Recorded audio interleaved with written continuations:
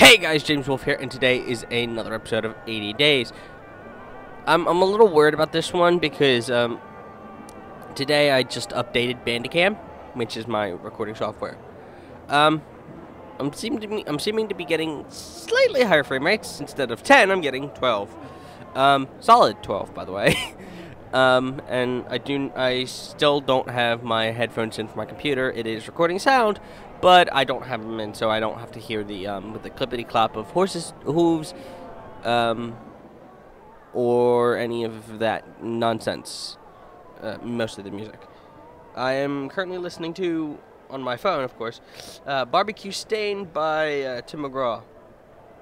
Skipping that one. I'm Still a Guy by Brad Paisley. There we go. We are in Hong Kong on day 36. I am fucking screwed unless I can somehow manage to get around the fucking world in less than 44 days. I mean, it's possible, but not very likely. By the way, I'm not making fun of mentally challenged people when I do that. I do that for my own entertainment. I mean nothing by it, because I know in our day and age of rather sensitive people, it is rather easy to offend anyone who doesn't have a set of balls.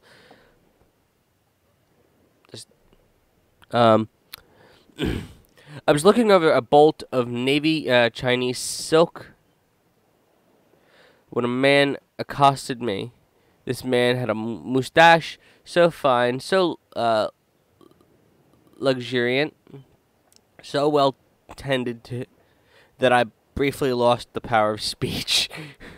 I watched mesmerized as it quivered with his every word of introduction.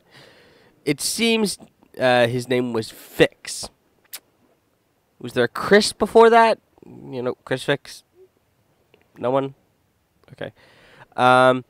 He offered me a drink and given that I had a few hours to spare,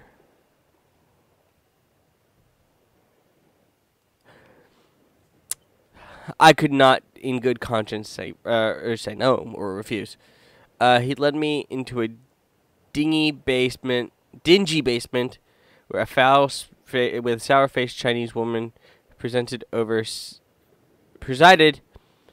several tables and a few couches with men and women, mostly Europeans, in various states of lulling intoxication. "This is an opium den!" I exclaimed uneasily. "The gin is good," he told me, and ordered us a bottle to prove his claim. It was thin and sharp, but not wholly distasteful. We chatted amicably for a time, though I noted he kept my glass full and not his own. "Listen," he said abruptly. "I am a police detective sent from the London office." You, a detective? I could not hide my incredulity. You guys gotta understand that I left high school after the 11th grade. I never finished the 11th grade, so there are some words I can't wholeheartedly pronounce. I try my best. But he presented me with his commission, which seemed in all respects genuine and correct. "You have been duped," he resumed. "Monsieur Fogg's wager is a pretext. Last September, a robbery of £55,000 was committed at the Bank of England by a person whose description answered exactly to that of Mr. Phileas Fogg.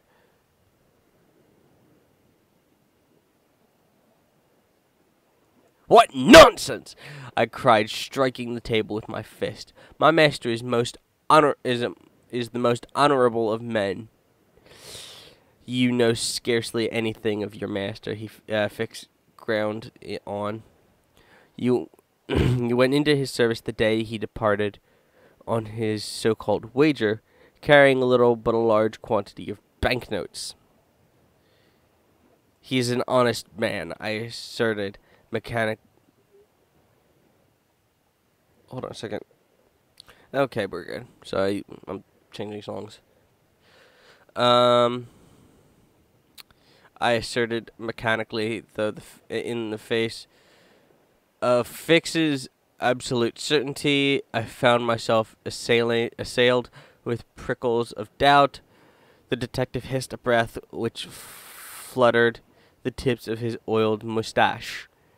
I could arrest you as his accomplice. I have done nothing wrong, I protested. Then you must help me, he replied. Fix pressed a pipe into my hand, and I unthinkingly lifted it to my mouth. Before dashing it away. In horror. This is an opium pipe, I accused, standing up so abruptly that my chair tipped over. I ran. Without a glance backwards, not wanting to give Fix a chance for further trickery. Who knew what the man was capable of? I ran through the streets of Hong Kong until I reached Monsieur Fogg. Despite the gin sloshing its way through my body, I felt as sober as a judge and twice as grim.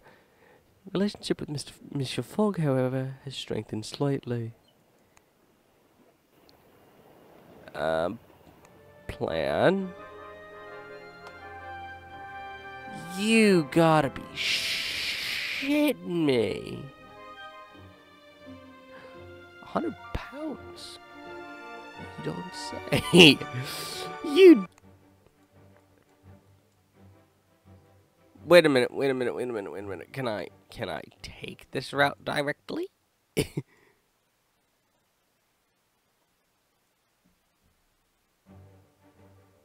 I honestly don't believe I can make. Actually, I may just be able to skirt this out. Holy shit.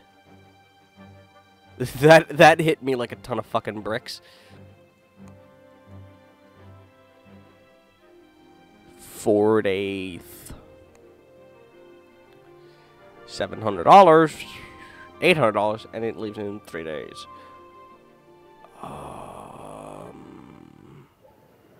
No opium, the cyclist. Market opens at 7 a.m. We have 3 days. Let's see what the fuck happens. I was loath to leave Monsieur Fogg for any length of time, having so narrowly escaped the clutches of that blackguard Fix. We explored the city from the comfort of a mechanical sedan chair, but my terrible experience dimmed the colors and tarnished the beauty of the streets. I found myself anxious to leave.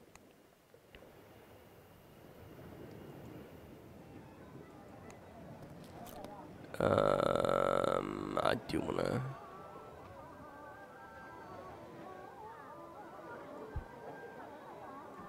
I just want to be able to purchase a suitcase. And there we go. Can I get money in a couple days? We have 3 days left. The manager. Monday, tomorrow. That would be Thursday. We can do $1,000 tomorrow. And let's see if we can do another $1,000. That means we'll have $3,000.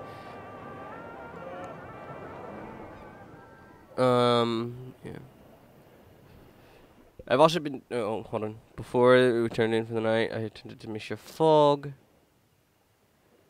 Yeah, I didn't realize he was getting that low on health.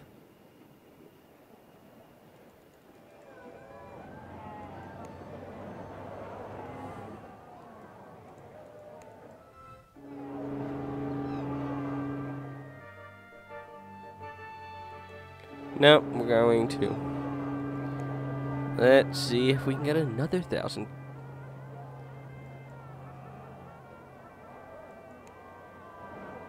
Okay, and how long do we have? We should have like 2 days.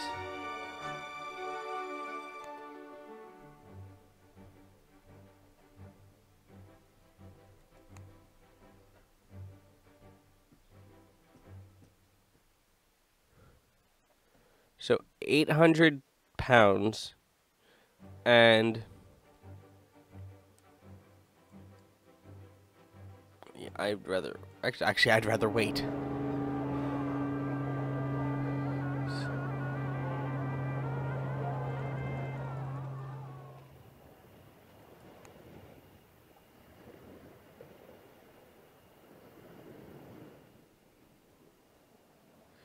I tended to Monsieur Fogg. There we go. He should now be at roaring health.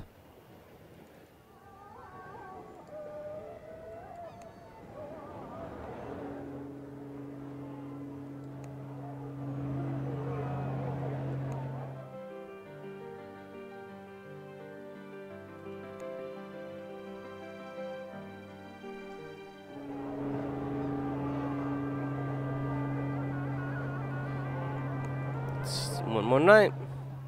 We have 40 days to get across the Pacific from here in Hong Kong to San Francisco, and then from San Francisco to New York, and then from New York to London. And we have 40 days to do all of that. It starts the collars of our shirt for the accompanying departure. There we go. And let's embark.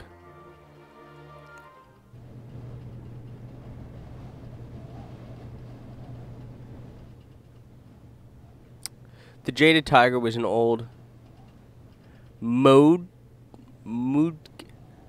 class Parisian airship renovated with Chinese colors and fittings. It was painted all over with Manchu-like symbols.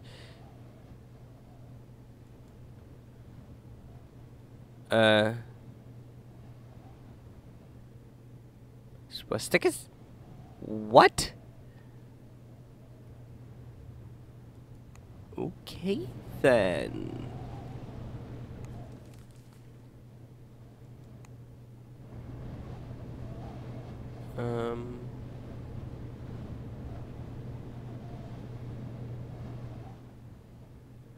Captain Hua? Sure. Chinese names confuse the shit out of me. Wore a traditional Manchu pao in blue cotton, bone hairpins in her fan-shaped hair, and a jade thumb ring. I bowed low in curtly greeting. She looked at me quizzically and then asked a series of questions in Chinese. I did not know enough of the language to identify a particular variant. An English-speaking crew member was summoned. Her tool belt hung with rope, bolt cutters, and climbing equipment. The captain says she expected you to speak Cantonese. She translated, because you were in Hong Kong. I was only briefly in Hong Kong, I sighed. I did not have much time to practice my language. The crew member rattled her bolt cutters at me. The captain speaks Cantonese, Mandarin, 3 dialects of Manchu, Russian, and Arabic.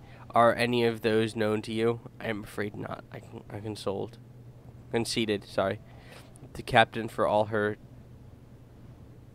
delicately arranged hair and grace, looked thoughtfully exasperated and stalked off in a huff. The crew member chuckled and stuck her hand out.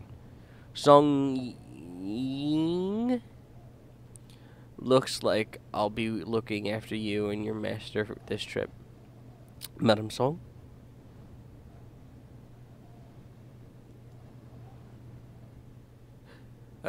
Song Ying shuddered. Song Ying's fine.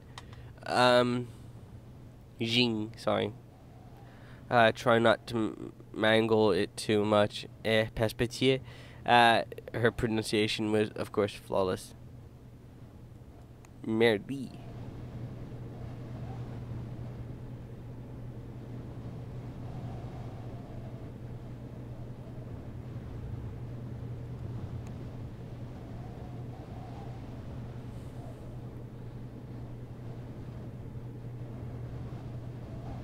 I'm thinking this is going to be a 2-day or a day-and-a-half journey. Monsieur Fogg took exception to the moth-eaten red silk drapings which adorned our cabin, and asked me to take them down for the duration of the voyage.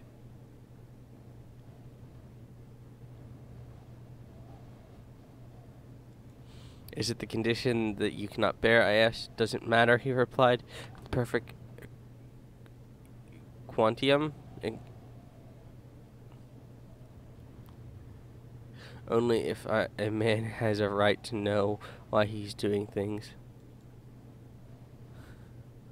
I muttered under my breath, though I am certain he heard. Song Ying looked rather, I think, insulted when she came to fetch us for dinner and saw the bare-walled room. My master's a plain fellow, I explained. How nice of him to have the luxury of taste, was her only remark, but I felt it sting keenly.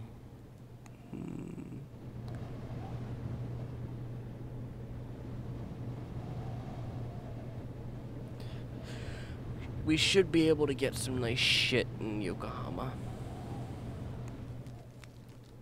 Queen telegrams Victoria to wish Fogg Godspeed. All right.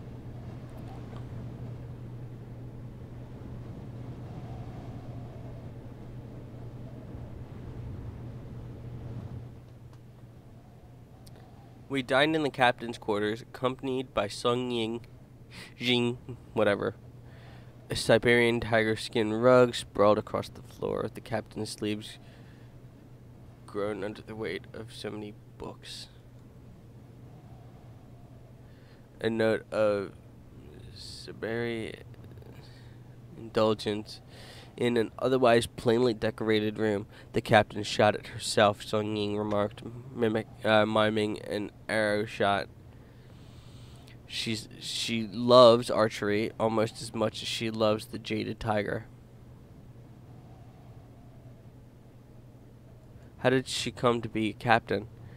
Therein lies a tale, the crew member smiled with relish.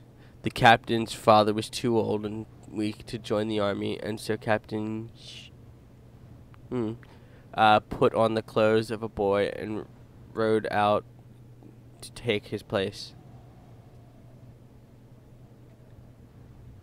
How daring of her, I gasped. It was a grave risk, but she served for 12 years and gained so much honor that when she was discovered, the generals gifted her with an airship. Holy shit. She served for 12 years, was found out, and still got a motherfucking airship. Fuck you. And forgave her deception. Folktale. The story of Mulan. Song Ying's eyes widened. You know the story?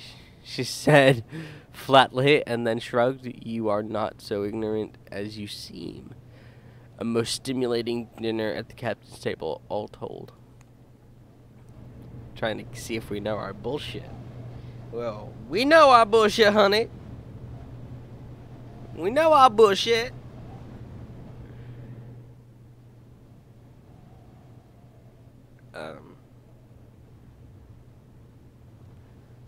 We tether at Yokohama in the early afternoon. My eyes passed lightly over the sloped-roofed buildings, carriages, and bare cherry trees. I made particular effort to thank for the hospitality. Ready, Petit Mama, of course, monsieur. I replied eagerly. Yay.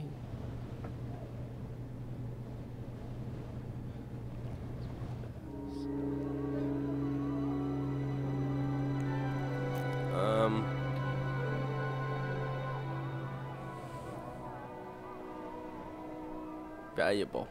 Probably not worth the timing. Salt Lake City.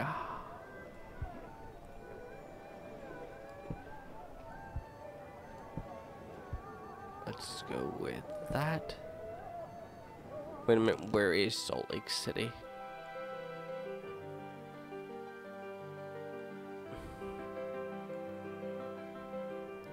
There's Salt Lake City.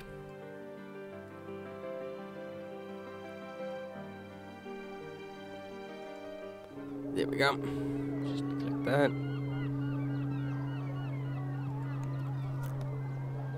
Let's put up the heavy storm kit. Safety harness.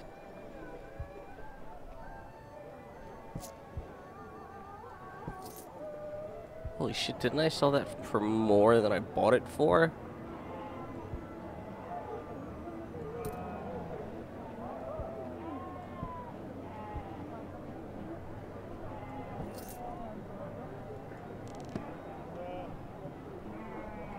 Okay, how many parts are to this kit?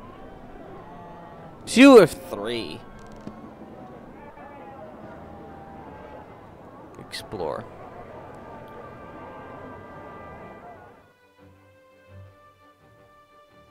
Manila. I move farther and closer and further away from the microphone as I record these. I just do. So if my voice is changing, just don't fucking worry about it. I'm trying to get better at these. I'm trying to work on my talking before I start working on microphone placement. I'm trying to work on actually speaking and talking more than I was when I first started, because I don't think I actually rarely ever talked. So it was hard to believe that Yokohama had only relatively recently opened to foreigners. Several varieties of English. I leaned in for a look.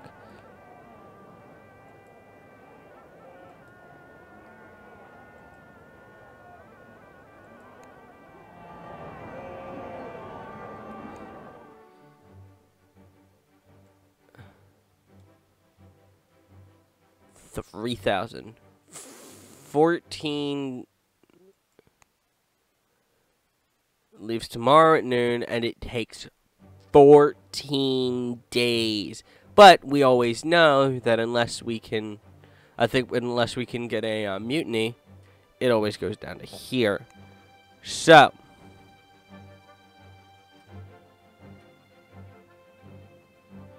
tomorrow at 8 a.m. and 6:50. What time does the bank open here?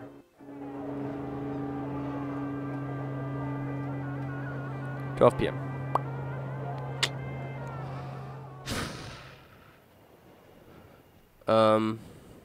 I don't know. As night fell, I afforded my master every service. There we go.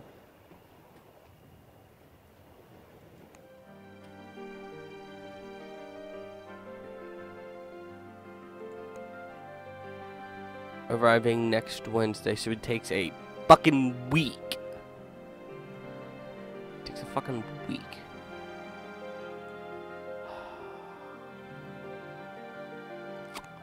Fuck it. So we're only losing 20 health. Uncomfortable conditions, baking sun, sweltering heat, and rough seas. Joy, oh fucking joy. You know what? We'll do this in the next episode. But we are taking the 650 route, and we're going to stay in Honolulu for a couple days, recuperate, and then head on to San Francisco, because I'm not dealing with this bullshit here. Anyway, guys, thank you so much for watching this episode. If you like what I do and all this in this video, please like click the like button down there. It's free, it's easy, and it helps me out more than you guys will realize. If you like what I do and all this, just click the subscribe button. It's also free, it's also easy, and it also supports me quite a lot. I like hearing from you guys in the comment section down below, and yeah, I reply to everyone I get. So, yeah. Thank you guys so much for watching. Have a great, wonderful day. Bye-bye.